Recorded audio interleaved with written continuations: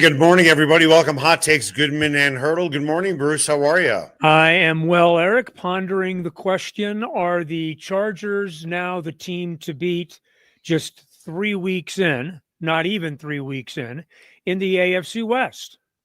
They potentially could have a stranglehold, and I'm not using that word loosely. Yeah, I know, after week 3, right? Yes, they're about to potentially have a stranglehold on this division. With that, we'll get into that in just a minute, but I want to tell you about a roller auction. They always have great auctions going on tomorrow. The City of Aurora Police Department is having an impounded vehicles auction, which includes trucks, cars, SUVs, 4x4s, trailers, and more. Online bidding has started at rollerauction.com. Don't forget to go to rollerauction.com to learn about upcoming auctions. Get what you want at the price you want today at Roller Auction. Time now for the lead. The lead is presented by Smokin' Dave's Barbecue. It is not just the best barbecue in town, it is one of the best restaurants in town. You can find Smokin' Dave's Barbecue off 36th and Pecos. Yeah, it seems almost crazy to talk about this in September, one team dominating a division, but in a scheduling quirk, if that's what you want to call it, the Chargers starting the season, opening 3 games against division opponents. They start against the Chiefs, beat them, and that for the Chiefs was a home game, by the way, down in Brazil. Yeah. Then they beat the Raiders on the road, making them 2-0. Looking at the standings right now, the Chargers are 2-0. The Broncos are 1-1. The Raiders are 1-1. The Chiefs are 0-2. Looking ahead to this upcoming weekend of games, the Chargers get the Broncos. If the Chargers win this game, and the way they looked last night, the way they've looked in the opening 2 games of the season, the Chargers are the better team today.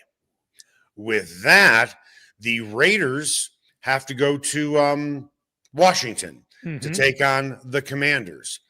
Will the Chiefs win? I don't know.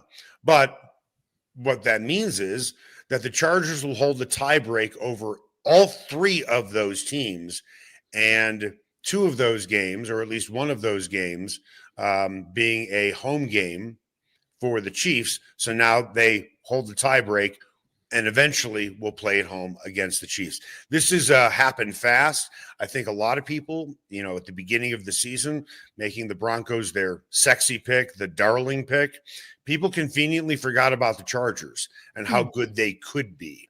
Listen, I'll give you an example. NFL Network did a poll of their 29, whatever it is, experts, so to speak, on who's going to win the division. They have the Chiefs with 20 votes, the Broncos with 8 votes, and the Chargers with 1 vote. That's what I mean by, I think nationally, people felt if someone was going to knock off the Chiefs, it was going to be the Broncos, not the Chargers. May still end up being that way. We're awfully early, but this is a pivotal game in week 3. Sean talks a lot about getting to the quarter post. This is a big stop before the quarter post. I don't think that he is totally good with all the information that he has drawn on this football team right now. If we were to handicap the race right now, the race that he talks about himself as the race to the quarter pole to get the first 4 games of the season behind you and understand what you have moving forward, the Broncos are probably pretty far down the list, quite frankly. They're 1-1, but they've had 2 very inconsistent performances in different ways. Everyone has contributed. So there are lots of questions around the Broncos right now. It's not like the Chargers were lights out last night. The Raiders were bad. Chargers made them look bad, I think, defensively. I think the defensive unit for the Chargers was the best one on the field. But Justin Herbert was the leading rusher for the Raider or for the Chargers last night, who were helped tremendously by 3 interceptions from Geno Smith.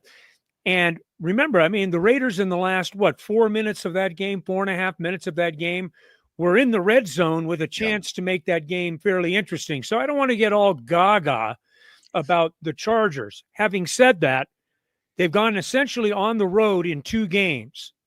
And you can't get more on the road than going to Sao Paulo, Brazil, right? Right. And then to Vegas, and they're 2-0 in the division, and they're going home for their home opener on Sunday. They are in a very good position to get off to a rip-roaring start. The Chargers defense is going to cause a major headache for Bo Nix in the offense by the way that they play. What do I mean by that? They don't have to blitz a lot to get to the quarterback. Right. Geno Smith looked like Tim Tebow back there, running from bees. That's exactly how he looked. Yeah. I mean, I think he got about 300 total yards on the ground running sideline to sideline, not necessarily forward. Then, and you know this as well as anyone, when you have a young quarterback like Bo Nix, what do teams try and do? Force that young quarterback to throw outside the numbers. And that's what they were forcing Geno Smith to do. And he just couldn't get it done. Brock Bowers, I understand, a little bit banged up. But in the NFL, you have to live over the middle. And the Chargers defense is sound, very sound, with that zone defense, giving very few opportunities. With the way the Chargers play defense, a quarterback has to be incredibly patient, and that quarterback needs to pick his spots. Geno Smith wasn't very good at that. Then throw it over to the offensive side of the ball, and Justin Herbert, now that he's healthy, looks like this guy's wearing roller skates. Yeah, it looks good. He's not only throwing, but he is running. And when you look at those wide receivers that they have, no one really jumps off the page at you. Ladd McConkey can play, obviously. Keenan Allen can still play. They can. Yep. He can still play. Yep. Quentin Johnson. Yeah, he's intriguing. I agree. Okay. They have enough weapons. And oh, by the way, hey, I'm going to ask you something. Did you watch the game start to finish? Yeah. Well, yes.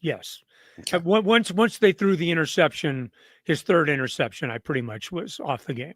I watched the game start to finish. Right. And I was stunned by what I saw. The Chargers ran, I think it was 53 plays. Take a guess how many were passing plays and how many were running plays. They had one more passing play than running, I think, or the other way around. Watching the game, I never would have guessed that. It felt like Herbert was throwing every single time. Every time. They didn't run the ball well. I mean, with Najee Harris and Amari Hampton, you would think that there would be now I would bet on that being front page next week against the Broncos, considering what Jonathan Taylor had just done to them last weekend in Indianapolis. But they have not run the ball particularly well in either game, interestingly. Herbert has been the guy that has done most of the running, which I find very interesting, just like Mahomes is the guy that's done most of the running for the Chiefs to this point. He is their leading rusher through 2 weeks. But I would expect the Chargers to be – I like their balance. And, yes. and their balance is outstanding. And even though they weren't tremendously productive with their balance last night in terms of breaking the game open, they were I didn't feel, Eric, like they were ever in any harm. They were in control. Game, right? They were in control for Totally. pretty much the entire game. The whole game, right? Yeah. The whole game. So to me, the final score, so they win the game 20-9, and people are saying, well, okay, that's not that impressive a win. Well, you know what that is, Bruce? That's somebody looking at a box score. Yeah, exactly. That's not somebody watching the game. And oh, by the way, speaking of that again, I watched the game start to finish, play to play. Yeah. And I thought that the just watching it, it felt like Herbert was passing it 65 to 75% of the time. That's interesting. But that's not what the stats say. Yeah, I didn't come away with that, but I hear you. And there are games like that when you feel like it. I mean, late in the game, when you run the ball, it felt like Herbert was passing on almost every play. Interesting. Huh. Okay. Well, it's been effective, and this shouldn't surprise anybody. It's what Jim Harbaugh does, and they haven't really even unleashed the hounds yet, and that may happen this weekend. We may see a long and steady dose of of two really potentially very good. We know Najee Harris, how good he is, and we think Amarian Hampton is going to be a guy that can be very difficult to deal with as well. That's what I'd be expecting. That's what I would be expecting. And I think that, and your point on Justin Herbert is very good. He's healthy. He looks good. His footwork was really good last night. His arm has never been an issue. He threw the ball with confidence, and he threw effectively with good percentage. I think the Chargers are a problem. There's no question about it. Just by looking at the box score, you brought up Najee Harris. I think the guy maybe played 2 or 3 series tops. He didn't do much. If right. that. Yeah. And ironically, he tied Hampton with 8 carries. Yeah. And Harris rushed for maybe 4 more yards. But that was late in the game. Mm-hmm. When I say late in the game, I think it was probably the final time they touched the ball. Yeah. Yeah. When you need guys to pick up yards and run clock. So, it's a very interesting challenge for the Broncos on a lot of levels. Playing the Chargers in and of itself at this particular point, based on what they've done the first 2 weeks, is a pretty strong challenge. But you've got enough issues inside your own walls to be dealing with. So to take care of that at the same time that you're preparing for a difficult opponent, to prepare for a team that is 2-0 already in the division, hasn't played at home yet, you've got yourself quite a challenge. This is a very interesting early gut check for the Broncos. And by the way, I don't want to hear from people, well, it's still early in the season. This is a big game. This may be only week 3, but this is a big game. You get this game, if the Broncos can find some consistent, and look, I don't think it's out of the Broncos' reach at all. I don't think this is out of their reach at all. They got to clean things up. They can't make mistakes. They've got to be consistent. They don't have to be spectacular. They have to be clean. If you can do that, and all of a sudden now you get a win on the road in the division to start things off, and you're 2-1, same as the Chargers are, you're in pretty damn good position going to week 4. I said this before Harbaugh got hired.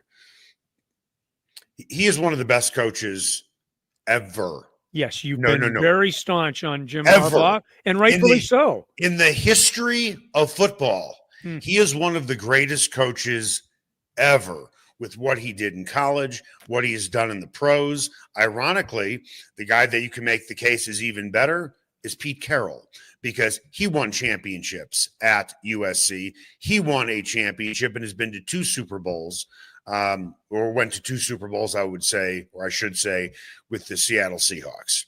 So, and by the way, looking at the Raiders, they don't look like the same old Raiders. Oh, no. Not anymore. They don't. They look like a team that actually knows what it's doing. They don't kill themselves with penalties. Mm-hmm. Geno Smith is far from being Justin Herbert, but they actually look like a football team.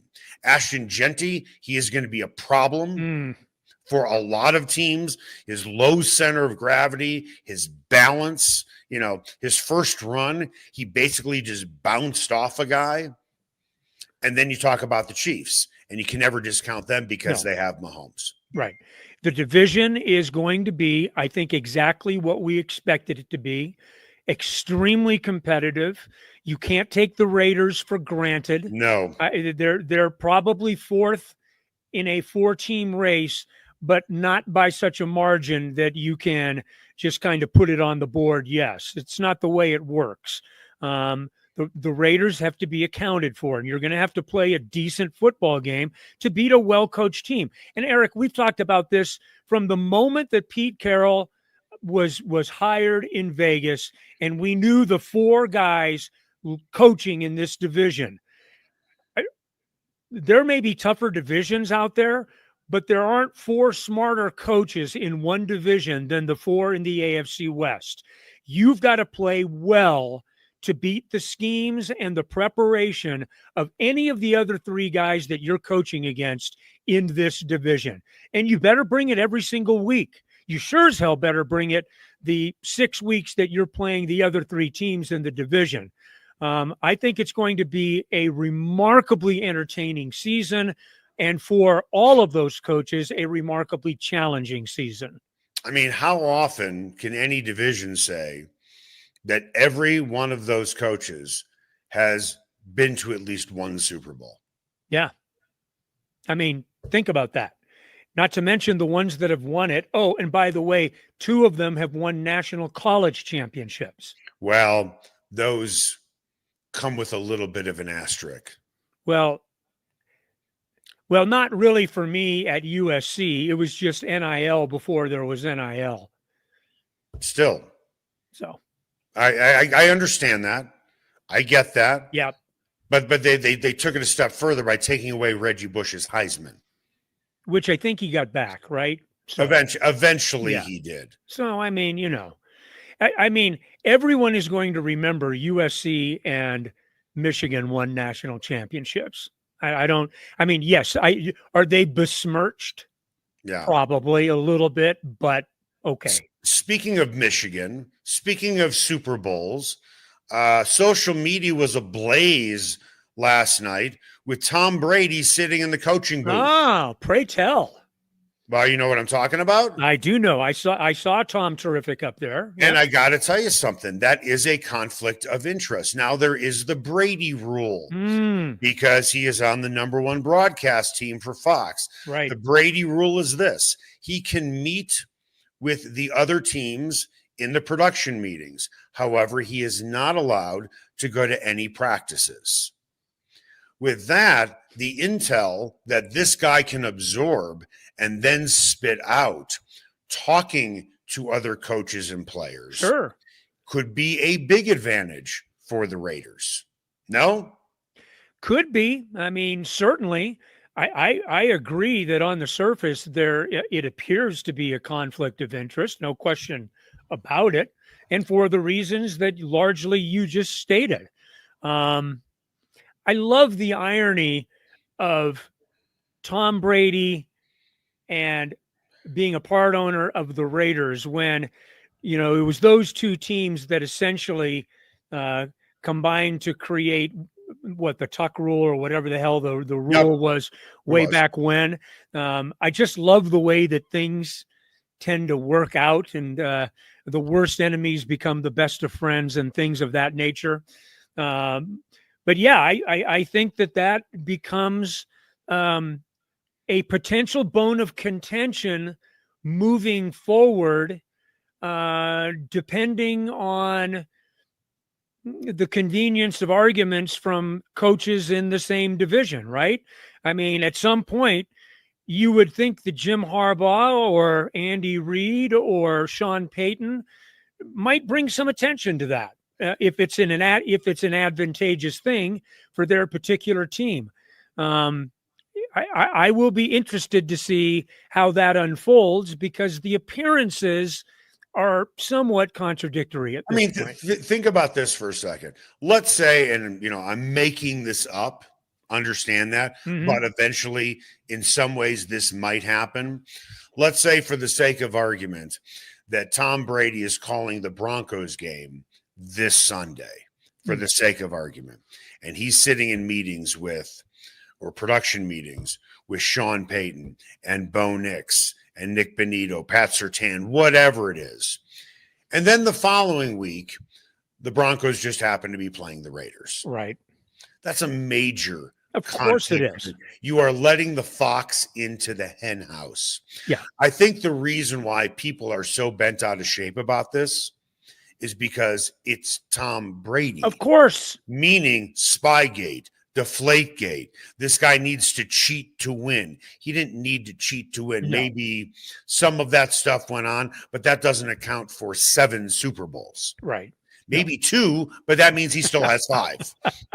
Yeah, he still is weighted down on one hand by the rings.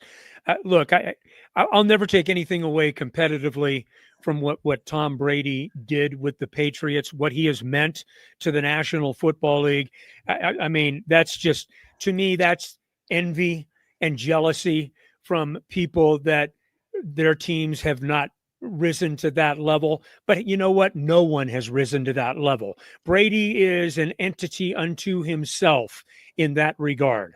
But it does bring up, and you just did a really good job of it, it does bring up very interesting questions, because for those of you out there that don't know, when you are in production meetings the couple of days before, you are basically being privy a lot of times to, I don't want to get into secrets, but you get insider information. You get insider information. You get ideas about formations. You get ideas about what you're trying to do in the red zone.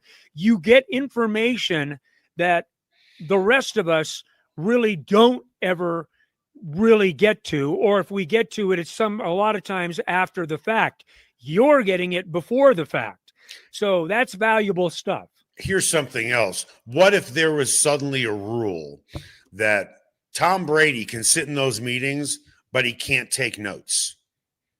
Doesn't matter for a guy like him. Doesn't matter. I mean, are you kidding me? Tom Brady, the way he processes, right? You don't think that he doesn't remember every single little thing he's ever seen, heard, or done?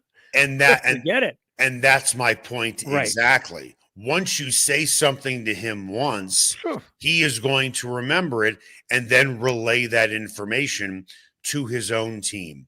I think they need to find a way to tighten this up a little bit.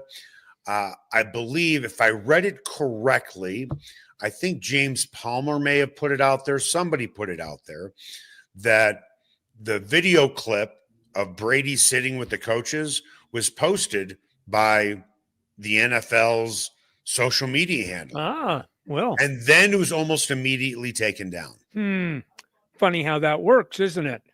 I mean, believe me, they know it's a conflict of interest. They absolutely know it's, and those are the types of images that you just don't need out there, because it fuels the fire in our day and age. But I mean, come on, be smarter than that, for goodness sakes.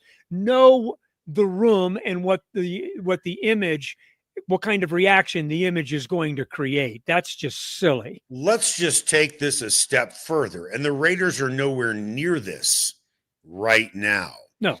What's going to happen one day if Pete Carroll does turn this thing around and the Raiders are in the Super Bowl and they're playing the game on Fox? What do? Tom Brady can't go anywhere near the other team, right? Well, I wouldn't. I mean, I'd raise bloody hell if that was the case. If I was on that team. But wait a minute. You could raise bloody hell years from now, and that's fine.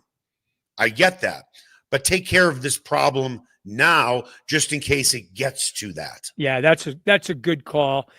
I am sure that those I can't imagine those conversations are not happening on Park Avenue in New York at NFL headquarters, because it doesn't take a conspiracy theorist to look at the imagery and say, hey, what's wrong with this picture?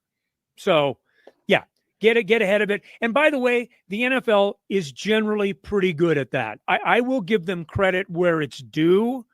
They are usually pretty good about being ahead of situations like this. I think they are. Oh, really? Yeah. Okay. How long has Tom Brady had an ownership stake in the Raiders? What? Over a year? Over a year and change now. Okay. Minority owner. Okay. Minority owner for over a year. Yeah. And if I'm not mistaken, Tom Brady has been doing this for a year. Mm-hmm. They're kind of ahead of it, but not really. This has been going on for over a year. So they're not really ahead of it. This has been going on for over a year now. Yeah, and they were reactionary on brain injuries. I'll call it what it is. Call it what you call it. Maybe they have a brain injury, not realizing what the potential conflict of interest is with Tom Brady interviewing the opposing team that might be playing the team that he owns. If But if it's that obvious to lay people, then you better be smart enough to get ahead of it. I'll give them the benefit of the doubt. This is going to be the sexy news story today. That this is going to be the story coming out of the game. Not that the Chargers look so balanced on both sides of the ball. And they do. Bo Nix is going to have his hands full. Oh, yeah. This is not the type of defense that he thrives in. Playing a disciplined zone defense that forces you to throw outside the numbers. And they are really, really good at doing that. And they for the most part, kept Ashton Jeanty in check. Mm-hmm. And with all due respect to Dobbins and Harvey, those two guys combined don't have the potential of what Jeanty can be. Oh, that one stings a little bit. Not sure about that. I think they do combined. I think that the Broncos. You watched Jeanty run yesterday, right? Yeah, I watched. Yeah, there's a big difference. I've seen Jeanty watch in both games, and I saw him a lot last year at Boise State. I'm aware of his prowess. I think that the Broncos have a potentially powerful 1-2 punch. Dobbins is ahead of Harvey right now. Neither one of them by themselves is in Jeanty's stratosphere. I'm not saying that, but I like. We're basing this on one game. But I think that the Broncos are going to be a pretty challenging running team at some point. Okay, I really do. Look, before we hit a break, I'll ask you this question another way. I said there's a big gap between Jeanty and the combination of Dobbins and Harvey. Yeah. You disagree with that, right? I do. Okay. Yes. If I told you right now the Broncos can trade Harvey and Dobbins for Jeanty, would you do it? Come on, Bruce. In this moment? Yeah. No, because I mean, if you're talking talent, yeah, of course you'd do it because Jeanty's a rookie. And so is Harvey, but Harvey's not of the same ilk. We're talking about two players in combination. I'm not making a player-to-player comparison. I'm talking about the two running backs that they have versus the one running back that the Raiders have.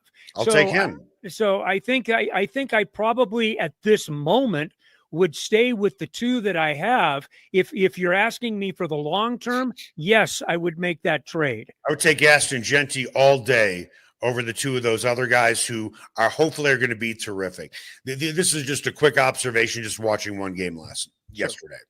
I'm not making a comparison. I'm saying they run in a similar way. Ashton Jeanty runs like Barry Sanders, low to the ground, pretty good vision, and his vision's only going to get better. Great balance. And that was Barry Sanders, a guy that you covered in high school. Yep. Sure did. A guy that you watched played Oklahoma State. Yep. They have similar styles, not big guys, but low to the ground with great balance. And Justin Herbert is now under the tutelage of Jim Harbaugh, looking like this guy could finally reach his potential. And this guy is at worst going to be Josh Allen light. What do I mean by that? Herbert can sling it just like Allen can. Herbert is not a willing runner all the time. He doesn't feel he needs to, but he can. Josh Allen wants to run. Josh Allen's a bigger guy.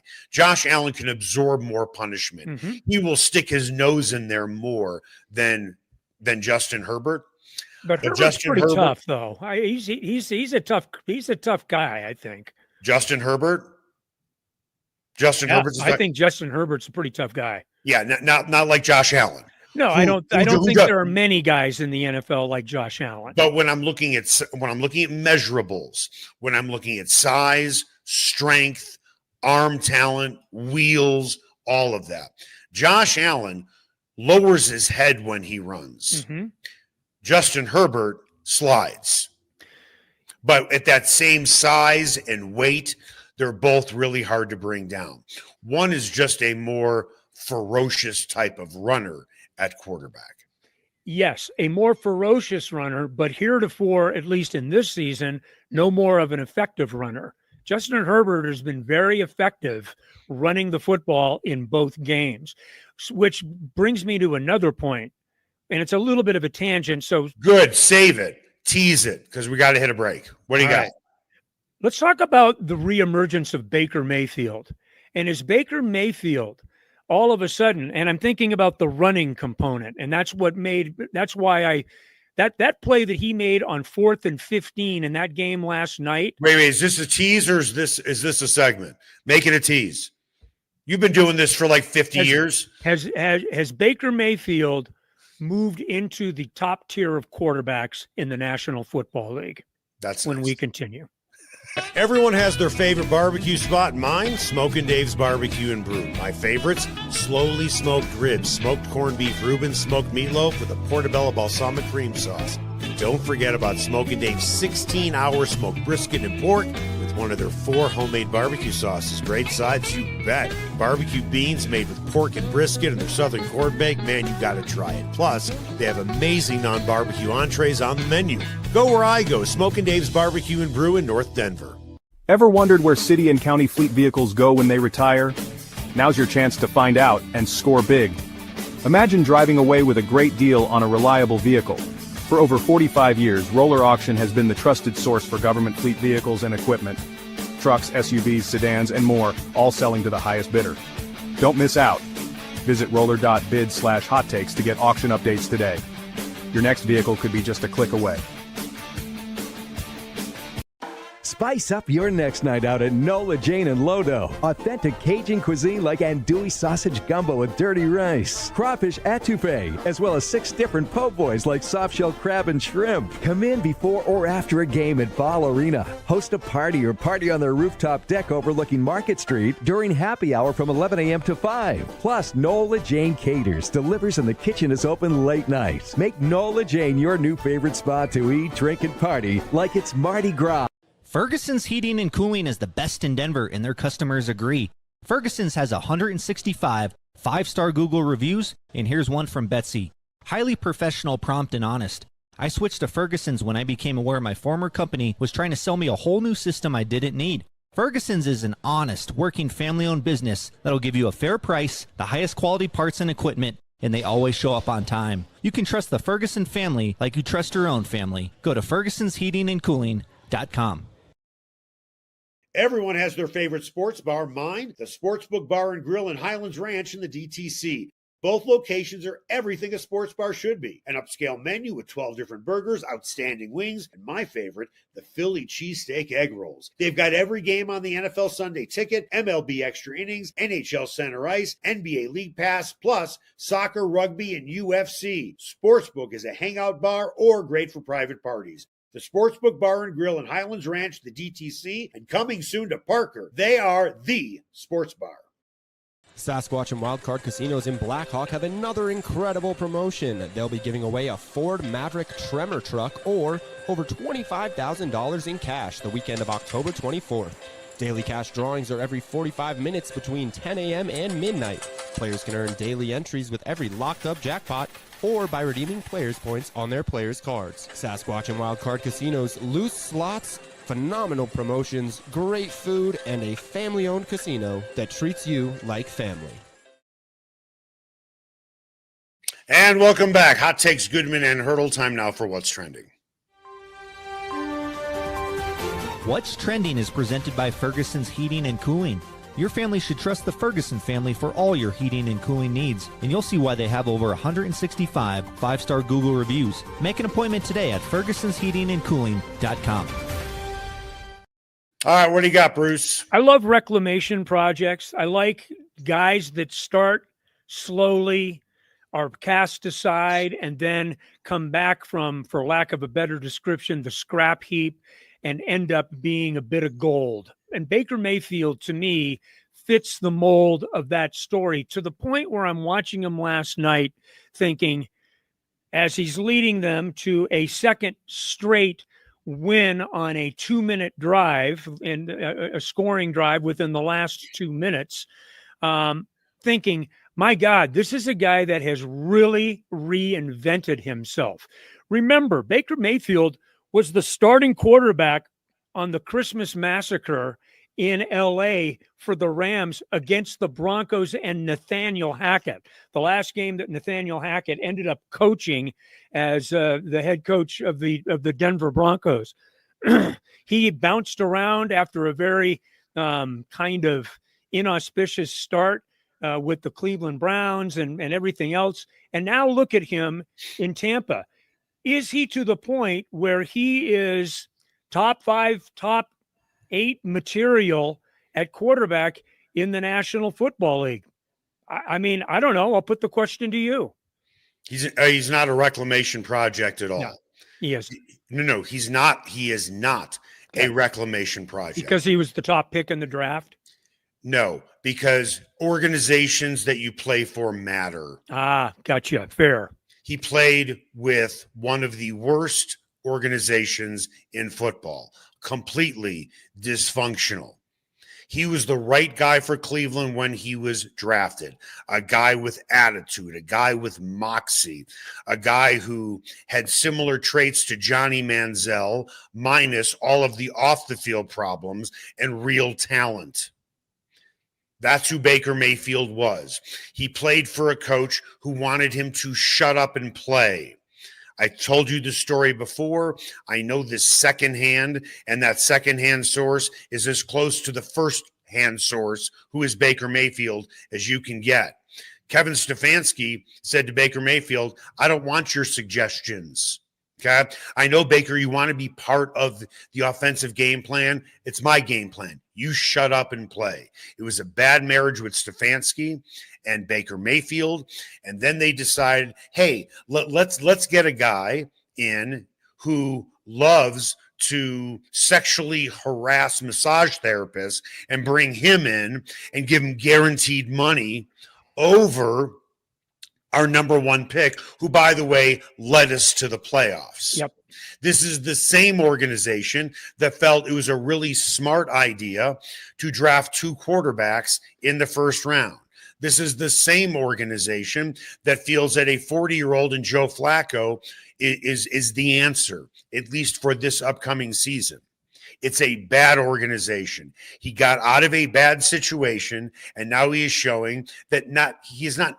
Listen, was he worthy of being the number 1 pick in the draft? Probably not. When you look back at guys' careers and were they number 1 in the draft, Baker Mayfield is a very good quarterback. He's just with a much better organization and more talent around him and better ownership and better coaching. He's in a better situation, so he's going to naturally play better.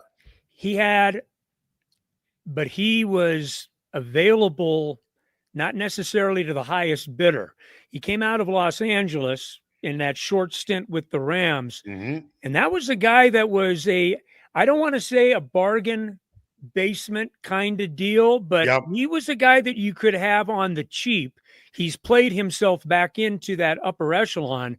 But you're right, Eric. I will say this. He has found a perfect fit for him. Tampa works for him on so many different levels, but more than anything, he's been given the freedom to be who he is, and he's cashing in on that. That play on 4th and 15 was bodacious. It was just absolutely phenomenal that he pulls it down in traffic, looks like he's going to get sacked, finds space, and then is out there putting his head down. He's going topsy-turvy over guys to make a play.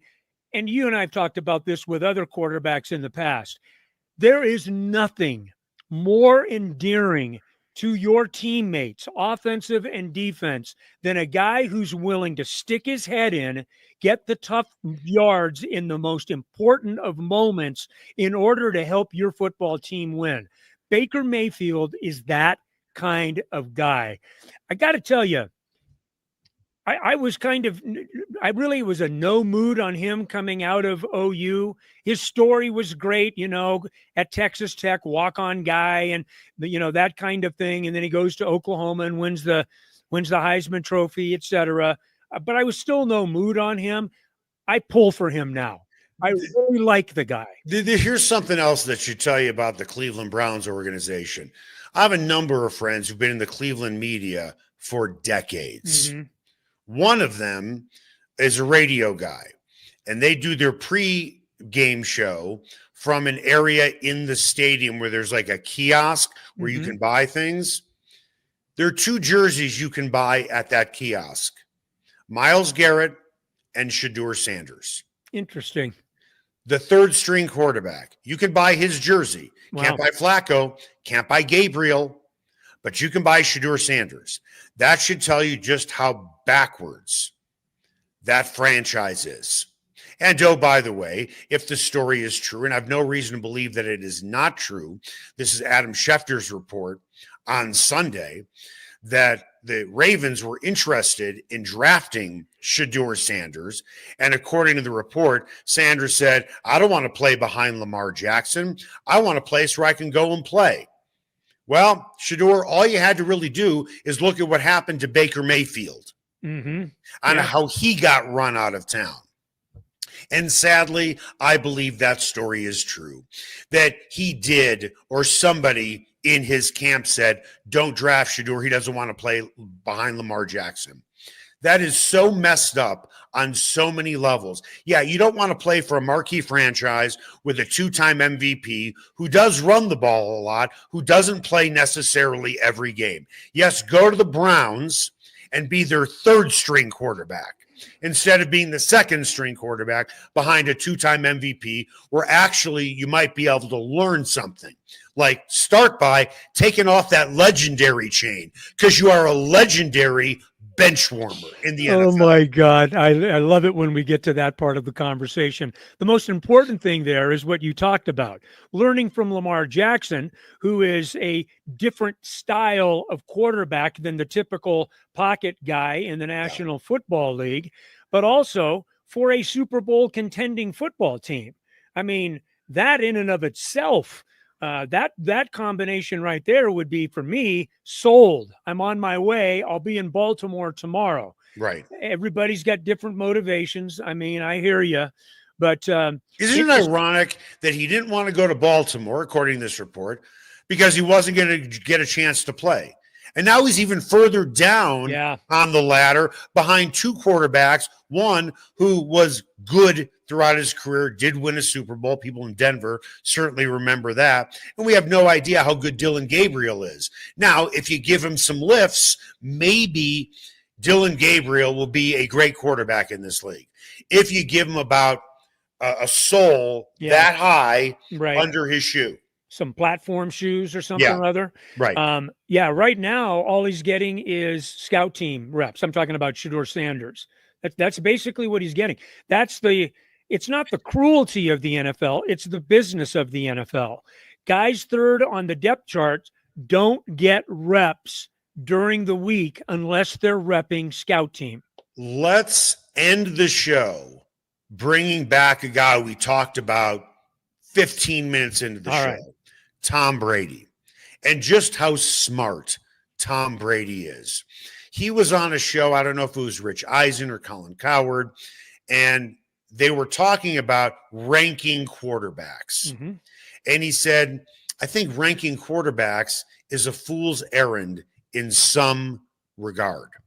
He said, a quarterback, in a lot of ways, during the time that they are growing as quarterbacks, from young to becoming a veteran, a young quarterback to becoming a veteran, why don't we rank offensive coordinators? Because how good your offensive coordinator is, in some ways, will help determine how good of a quarterback you are going to be. If you are the best quarterback in the league and you're playing for the worst offensive coordinator in the league, you're probably not going to look as good as you think that guy should probably look. Interesting. Yeah. So for Shedeur Sanders, not only is he playing for a bad franchise, he's playing for a team that is offensively inept. Yeah, it's a bad. So he got the worst of all worlds by his choosing. That's where he wanted to go. Bravo. Good decision. Do you think that they'll end up trading him or trying to trade him? Who would want him? I don't know. That's an Who wants the interesting question. circus? I Who don't wants the know. circus? That's an interesting question. Do you think there would be one Trade other? him. Well, I mean, trade him. I feel or like Jim release Moore him. Jr. Playoffs. You want a guy who brings a circus to Well, town? And isn't that good right now? Did you watch the final preseason game? And I say that rhetorically. Yes. Did you watch the first one? I get did. it. I watched both of them, and he's exactly what you would think. Decent, intriguing on one hand, and a long way to go on another. He's got a long way to go with shite coaching. That's what he has. Good luck. And a bad organization. Yes. Yeah, he needs opportunity in coaching. There's no question about it. Yeah, and he felt, and to tell you about the brain trust of the Sanders camp, they thought Cleveland was their best spot. How do you like that decision making? Yeah. I mean, they had just drafted Dylan Gabriel. I mean, it made so little sense. It seemed like such a forced pick that the Browns made. But here we are. Let's look back at history just for a second. Steve Young, how many years did he sit behind Joe Montana? But he wanted to be in the same system that Bill Walsh created. That is a smart man. That is a guy who gets the long-term picture. Shadur wants it now because his brand, at least when he was drafted, is hot. Now it's legendarily cold. Yeah, there are some pretty good examples of guys being patient and biding their time. Aaron Rodgers comes to mind, although he was a late first-round pick. Well, he didn't have a choice. Yeah, and he didn't have a choice. And he didn't have a choice. Steve Young did have a choice. Yes, he came from Tampa. He was a reclamation project. Yeah. And he was a USFL guy. It was a different age, different time, different day, different age. But it's interesting to just see how quarterbacks evolve and how they develop. Baker Mayfield's a really good example of that, but there are plenty of others that fit the bill. Shedeur Sanders felt he should be a starting quarterback. Felt that, he is the character from Willy Wonka. I want it now. I want to be a starting quarterback now, Daddy.